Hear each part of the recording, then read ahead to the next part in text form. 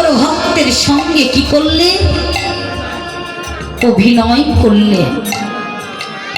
অভিনয় ওই ছন করত পুলকিতন নয়ন আগমন দিল। নয়ন বাড়ি ঝরে পড়ছে ঝরঝর করে। গৌর ভক্তের চরণে নয়নের জলে ভক্তের চরণ ধৌত করছে।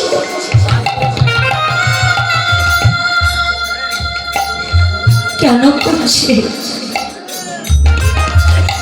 আমি যদি ভক্তের জন্য না কাঁদি, ভক্ত তাই আমার জন্য কাঁদিবে না। আর আমি যদি কেঁদে কেঁদে ধুলাই গড়াগড়ি না যাই, জগতে জীবিত ধুলাই গড়াগড়ি যাবে না। তাই তো অভিনয় করছে। বৈষ্ণব কবি পদকর্তা দর্শন করে বললেন, ভক্তরে যার জন্য কত যোগী ঋষি ধানী গণি কুলি মানে পরিত্যাগ করে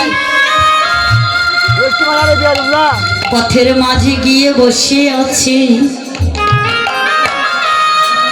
দয়াময়কে পাওয়ার জন্য। সেই দয়াময়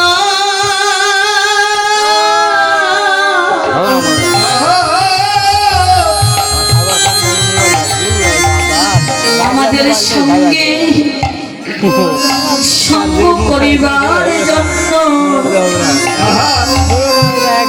আজ যেন সুরধ্বনি গঙ্গারে খুলে ধুলাই গোড়াগড়ি আর কৃষ্ণ হয়ে কৃষ্ণ কৃষ্ণ বলিতেছে। ধুলাই লটিয়ে যেন গড়াগড়ি করছে। কেন করছে? ভগবানের কি অভাব ছিল?